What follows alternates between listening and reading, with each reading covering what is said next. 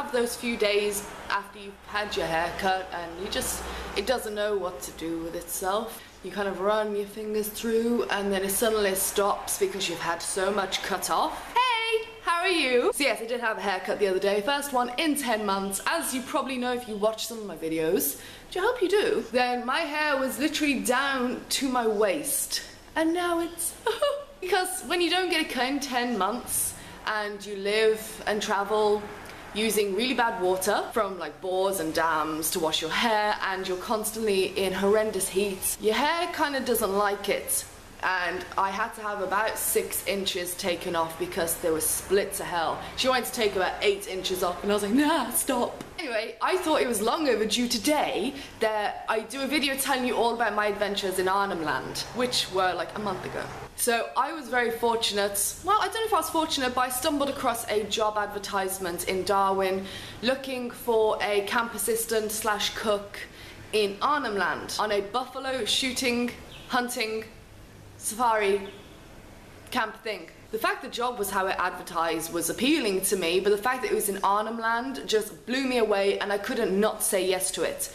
For any of those of you who don't know, Arnhem Land is an Aboriginal reserve situated in Australia's Northern Territory. Now, you can enter Arnhem Land on one-day tours, kind of. They're very expensive and there's only a handful of tours out there and you really won't see anything. To enter Arnhem Land, you need written permission from the chief, leader, elder, council person who I got to meet, and the fact that I could just work out there for 3 to 4 weeks was just something I couldn't turn away. Now, I'm very tempted to do another video on what I believe is happening with the Aboriginal culture. That's not something I'm going to go into today because it will be a rant video, and if you would like to really hear, which is my perspective, what it really is like in the Aboriginal reserve and the Aboriginal culture, then give this video a big thumbs up, and if we get enough likes on this video, then I will do a massive rant. Because we all know I enjoy a rant.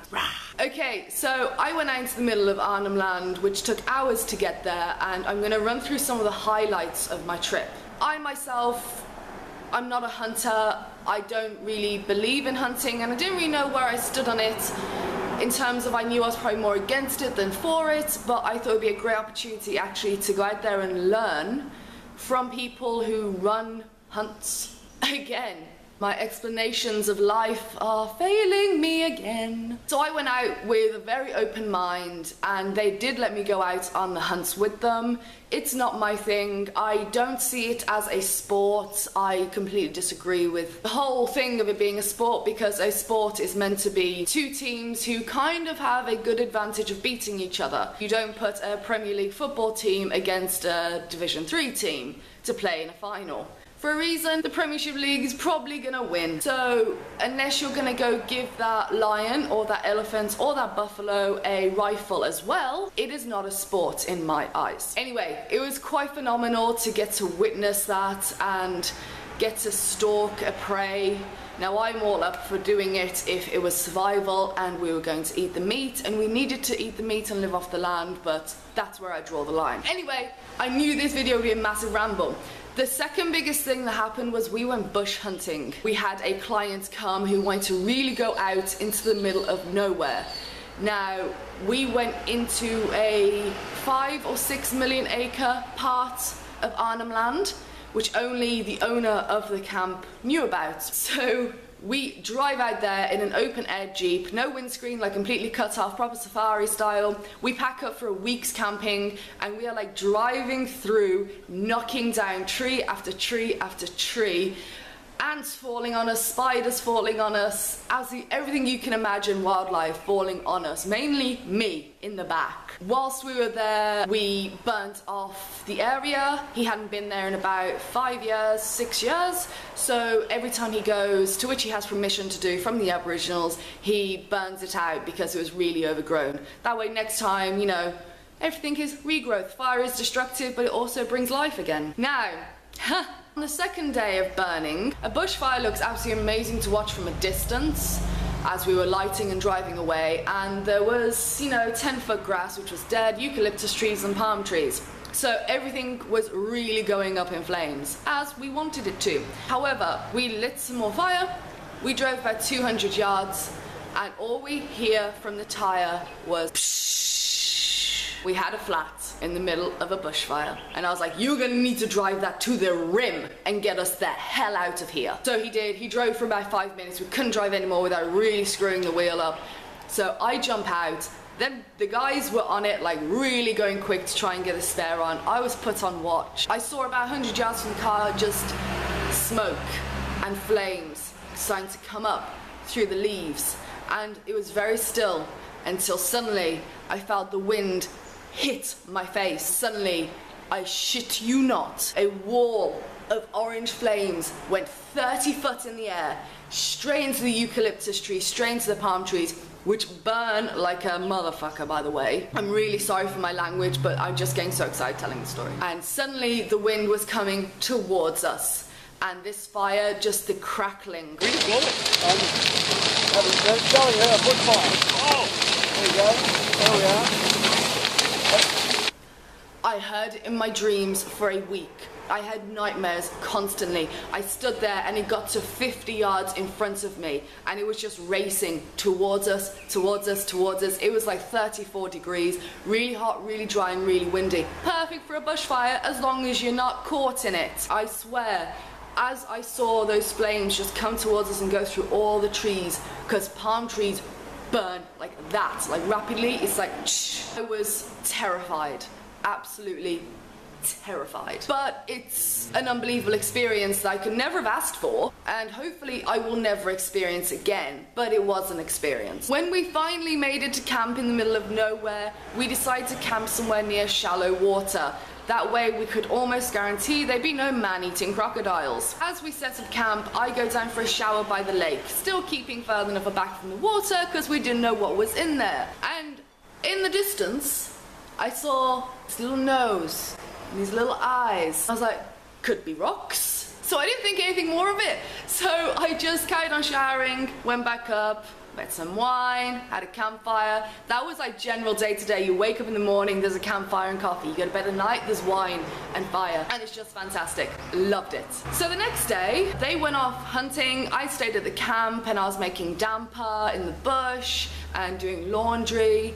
And I had to cover the eskies, and esky is a cool box, what they call it in Australia. I had to cover them with branches and leaves and stuff to keep them in the shade. As I'm collecting these branches, I just look to my right, and there he is, just staring at me on a rock. It's this little, I said little, he was 4.5 foot, and he was a freshwater crocodile, absolutely beautiful, and he was just sat there, he's just looking at me.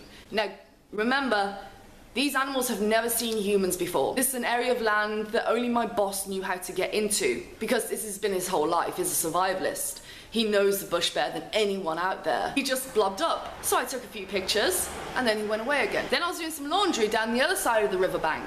I was elevated, so I was completely safe, even though he would never have hurt me because he was a little tiny freshie. You don't want to risk it because he could still give you 50 stitches in a blink of an eye. I was doing laundry, and all I hear is bloop bloop, and there he was again. I called him George, because he was curious, and then after I saw him try and take a bird off the side of the bank, which was amazing. He always took birds off the side, and it was fantastic to watch. He missed one, so we called him Boy George. He's still just a boy. The last kind of story I'm going to tell you is about crocodiles, which I never saw but knew were there. We packed up camp after 5 days, headed back. It's a 2-day drive back through the bush. We camped out somewhere very different, somewhere near deep, swampy water. I head down, my boss comes with me, and I'm staying up for a shower, and he comes down to check that the water is safe to be down there. Like, you know, there isn't just a croc just chilling, waiting for me, like, g'day. And I will never forget this as long as I live. He looks around, and he says, looks a bit crocky, but you'll be all right. And you're gonna leave me? My God, he actually left me. He showed me, he filled my water bucket up for me. He went right down to the edge, and I'm talking, we were in the last 5 minutes of sunlight. It was getting pretty dark down there. The water was black. You couldn't see a thing, and it was deep, it was swampy, it was perfect. Problem was, it was perfect for a good man-eating croc to be there. It was the right size, the right conditions. It could have easily have been a 15-foot saltwater croc in there. So I vowed that this one bucket would last me. Even though he did show me how to collect water from the edge, afterwards I was like, I'm good. I stepped back about 6 meters from the water's edge, and I have never stared at water so hard in my life. So I actually went out to Arnhem Land kind of with the aim to connect with the Aboriginal people and learn about them. Now, I did learn a lot, and that is the part that I will put into a video for you. If you like it, remember to give it a thumbs up, and I will do that for you. It may be the most controversial video I ever film on my channel, but if you want it, I'll give it to you. Not a problem. So yeah, by far one of the most craziest, exhilarating and terrifying 3 weeks of my life. I got to really experience the bush. All the coolness of learning to make damper in the bush, getting a pet crocodile, as you could speak, witnessing hundreds of birds in the morning, having almost a pet hawk as well, who would come in, we'd feed it scraps, and to be just located in such a beautiful place and to learn so much about Australia and the culture here. However, obviously I was scarred for life with the bushfires. I say this will make for a great book that I'm writing. Hey, you gotta go out there and experience it, right? So yeah, I have rambled on way too long. 15 minutes, my camera is blinking, it's telling me, Ali, you're fucking talking too much. So I'm gonna shut up. There's probably loads that I haven't told you, and I just wouldn't have been able to fit it all into a video because so much happened every single day. But all of my diary entries will be going into my book. That will be published, maybe not for another 18 months, but I'm in the stages of writing it, and I can't reveal to you yet what it is called, but stay tuned and I will keep you up to date on all of that. So if you like this video and you want my rant video, give it a big thumbs up. Don't forget, subscribe down below, keep up to date with all my travels and get some advice as well. There is also Facebook, Twitter and Instagram, all at Psycho Traveller, but the links are in the down bar below, and I will see you next week.